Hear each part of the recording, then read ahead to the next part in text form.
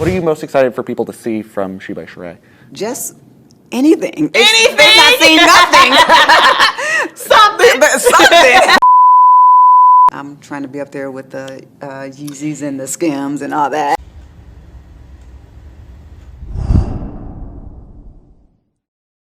Welcome back, I'm Zane and you're watching Minding Your Business, where what we focus on grows. Today I want to talk about She by Sheree, or rather She by She Ain't Serious.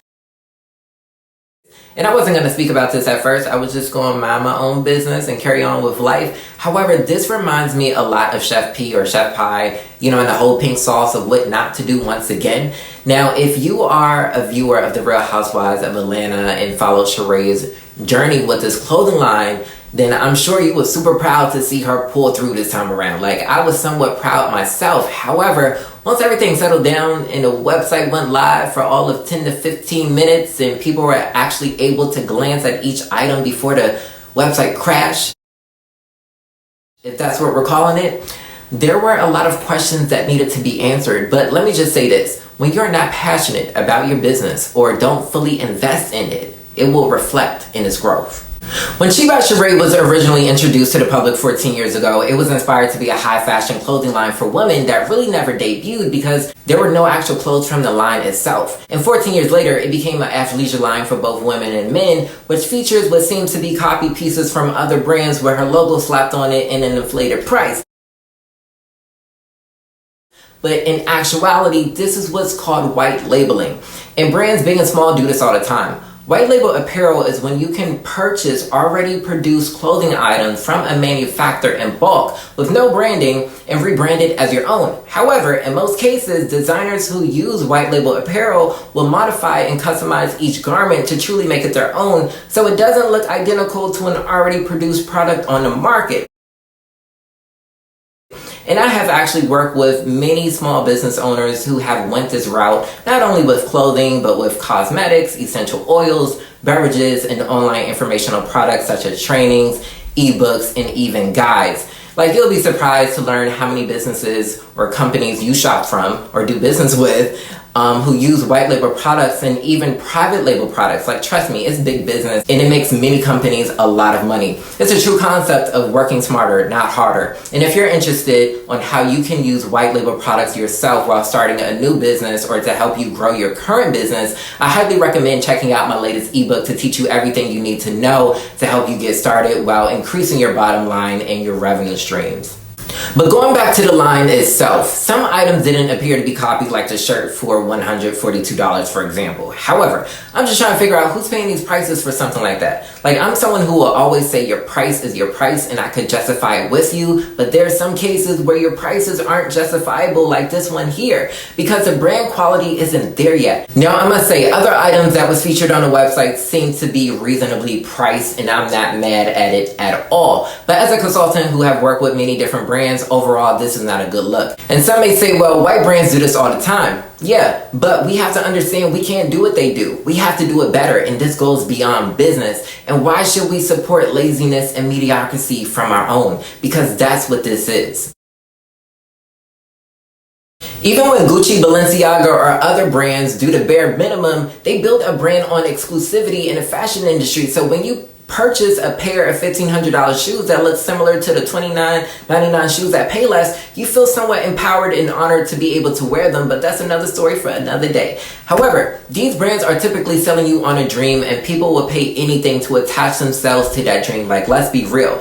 When Beyonce drops her Ivy Park collections or Telfar Clemens drops his Telfar bags, you're paying for quality. These are two people out of many other black-owned businesses who have invested a great deal of time and money into their brands and with their products to ensure that they are providing their customers with the very best. When people wear something from Ivy Park or Telfar, they feel that same level of exclusivity as they would if they were wearing something from Gucci or any other popular white-owned brand, and don't mind paying an accent price based off a review, although Ivy Park is just a little more affordable than She by Sheree. So for Sheree to just slap her logo on the items and not even bother to go the extra mile to make it stand out and to to truly make it her own after 14 years is just wow. Like, if that was the case, she could have done that 14 years ago. Like, this was her time to truly show up and to show out, but there's no passion. Like, she said it herself.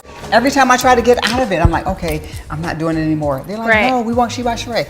I'm bringing you guys She by Sheree. She tried to get out of it, and it showed. Like, she's not serious about her brand or her products. I think she's more passionate about being labeled as a fashion designer than actually holding the responsibility and executing the work as a fashion designer. And this is actually common with many business owners. Like, they want that boss and CEO title, but don't want to do the work, and it will reflect with the growth and performance of their business. And mind you, the fashion show of She by Sheree was, it took place back in February of this year, which finally aired on TV on September 4th, following the launch of the website. Now we're talking about a 6 to 7 month time difference, and the website looked like it was thrown together in weeks' time. Not to mention, when the website did go live, the shop button was unavailable for a good chunk of the week. Like, this is the result of overcompensating and under-delivering. Like, this is also the result of going into something unprepared and not being fully committed. Like, it does more damage than good, because you, as a business owner, are your brand. And when your brand is mediocre, what does that say about you? Now, there was a statement that was later released on September 7th, I believe, thanking people and pretty much, saying to stay tuned for a relaunch very soon, all while the website completely shut down altogether. So there's that. And when I look at items such as this, it draws to the question as a consultant, who is the demographic of this line and what is the overall direction? Is it for young women or mature women? Because mature women more than likely fit the criteria of who can actually afford to purchase what she's trying to sell. But when I see lace joggers, I'm thinking younger women, but at the same time, I'm trying to picture the occasion. Like, are women wearing this to the gym or the club or to run the errands? Like, it's very confusing. And for her male collection, I feel as though that should have been branded separately, because I just cannot imagine a masculine guy saying, yeah, I'm wearing She by Sheree. Like, I don't see that. Like, this limits one's target audience even more. Like, personally speaking, I would have liked for Sheree to have focused on 10 to 15 unique custom items that could have been dressed up or dressed down to fit the mold of her original vision, and to truly set the bar as a new Black-owned clothing brand with a long-standing household name of 14 years. And I understand, visions may change over time, but in my personal opinion, this was poorly executed. Like, this just wouldn't fly with me. Like, it's just really sad. Again, watching the fashion show, I was just happy that she delivered something which looked good coming down a runway, but analyzing it as a consultant after viewing the website and waking up the next day to seeing that she just slapped her logo on white label apparel without taking, the time to recreate the look so that it's not identical to what other brands are already selling for a lesser price, I was truly disappointed with the lack of effort, because again, this is 14 years. Like, comment below of your thoughts on the line. Like, did you like the items offered, or after 14 years were you expecting a little more? And I'll just say this, when starting a clothing line or any business for that matter, the goal is to have repeat customers if you want to be successful. You should want people to buy from you and to love it so much that they feel honored and appreciated and will continue buying from you even if they have to wait another 14 years.